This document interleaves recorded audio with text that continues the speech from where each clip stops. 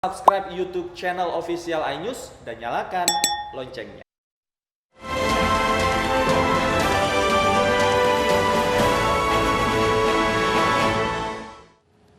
Petugas Koarmada 1 telah menyerahkan 3 jenazah pemancing korban kapal tenggelam di dekat Pondok Dayung, Jakarta Utara ke Rumah Sakit Koja untuk penanganan lebih lanjut. Begitu juga 12 pemancing dan kapten kapal yang selamat dibawa ke Rumah Sakit Koja untuk dirawat.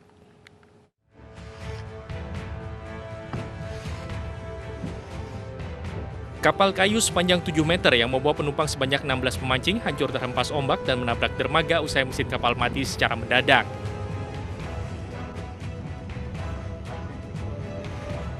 Akibat insiden itu, 3 pemancing tewas terkena besi bagian kapal. Ketiga jenazah dievakuasi oleh tim penyelam dari pasukan katak di Koarmada 1 Pondok Dayung. Sementara 1 korban trauma dan 12 pemancing lainnya termasuk nakoda kapal selamat. Kapal akhirnya keseret, membentur ini pembatas ombak, ini pemecah ombak. Pecah, langsung kelap gitu, langsung kondisinya begitu. Ya kapal mah normal, gimana karena musibah aja. Jadi pas kita harap pulang tuh mesin mati, saya bongkar mesin, katanya ada airnya. Jadi namanya udah deket sama dam, jadi perahu tuh kena dam, nabrak, langsung pecah. Saking kena ombak gede sih, itu kedorong ombak gede. Tiba di dermaga Pondok Dayung, 3 jenazah dan 12 pemancing serta kapten kapal segera dibawa ke Rumah Sakit Koja untuk penanganan lebih lanjut.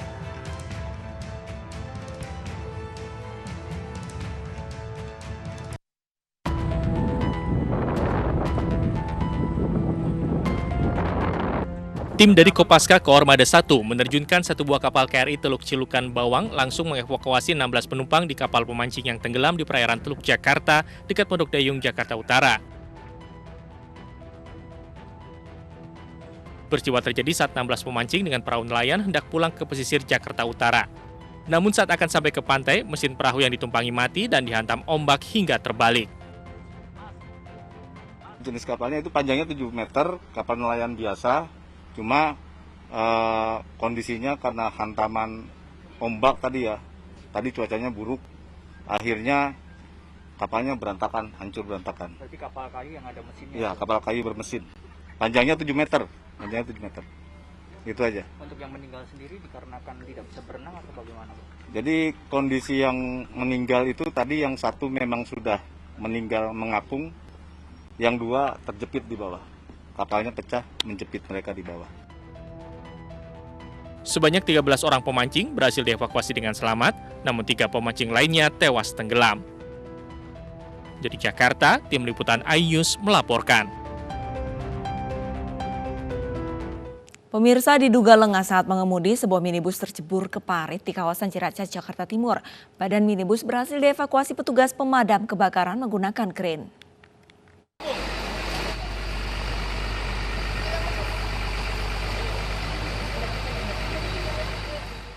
Petugas pemadam kebakaran Jakarta Timur berupaya mengevakuasi badan minibus dari dalam parit sedalam 2 meter di kawasan Ciracas, Jakarta Timur.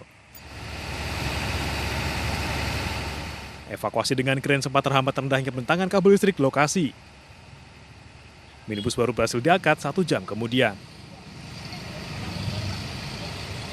Kendala di lapangan, karena kabel listrik yang terlalu rendah otomatis mengganggu pada saat pengangkatan.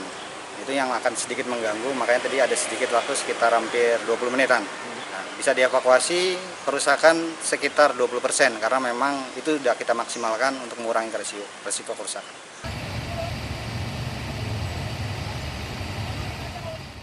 Pengemudi minibus diduga lengah saat berkendara. Tidak ada korban dalam peristiwa ini. Dari Jakarta, Rio Manik, iNews melaporkan. Sebuah minibus yang mengangkut belasan penumpang lansia terjun ke jurang di lokasi wisata Pantai Terong, Kabupaten Aceh Tengah, Aceh. 2 orang meninggal sementara 6 lainnya dilarikan ke rumah sakit.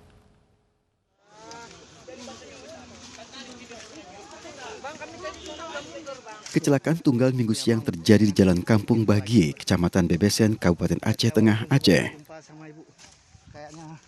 Minibus yang mengangkut lansia rombongan senam ini terjun ke jurang sedalam 100 meter. 2 penumpang meninggal sementara 6 lainnya terluka. Oleh warga sekitar, korban dievakuasi ke Rumah Sakit Umum Daerah Detu Baru, Takengon, Aceh Tengah. Pilot ada 6 orang teroperasi, 6 orang, salah satunya yang anak-anak umurnya 8 tahun. Kemudian yang kita pulangkan ada 5 orang karena tidak ada indikasi untuk dirawat. Kondisinya sudah membaik, jadi dipulangkan. Korban yang masih dirawat kini berjumlah 6 orang, 1 diantaranya seorang bocah 8 tahun. Untuk mengetahui penyebab kecelakaan, Satlantas Polres Aceh masih melakukan penyelidikan. Dari Kabupaten Aceh Tengah, Yusradi, iNews melaporkan. Evakuasi pesawat kargo Trigana Air di landasan pacu Bandara Halim Perdana Kusuma selesai dilakukan pada Minggu sore. Ya, Bandara Halim Perdana Kusuma mulai kembali beroperasi meski hanya melayani penerbangan militer.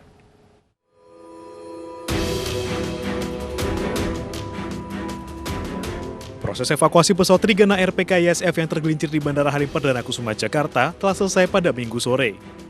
Evakuasi dilakukan dengan memotong badan pesawat usai dipastikan pesawat tidak dapat digunakan lagi. Proses perbaikan landasan pacu juga dinyatakan selesai.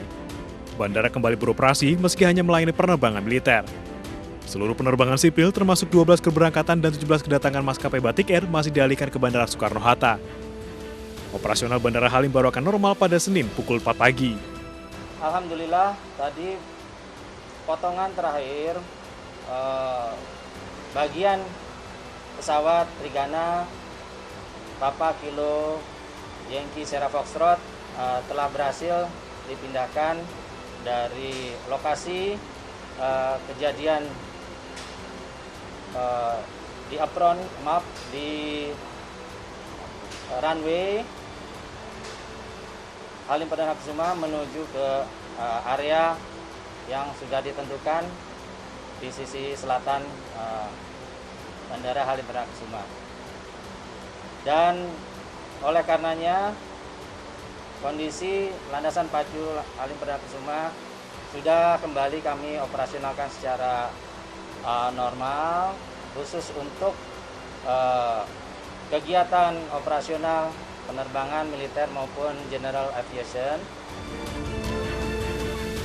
Komite Nasional Keselamatan Transportasi atau KNKT masih terus menyelidiki penyebab kerusakan mesin pesawat yang membuat pesawat kargo Trigana Air kembali ke landasan pacu hingga gagal mendarat pada Sabtu siang. Dari Jakarta, Yosefina Damaris, Nanda Sinaga, Bayu Lela, iNews melaporkan. Ratusan pengunjung kafe di Ciumenyan, Kabupaten Bandung, Jawa Barat malam tadi dibubarkan petugas. iNews Pagi akan segera kembali dengan informasi selengkapnya.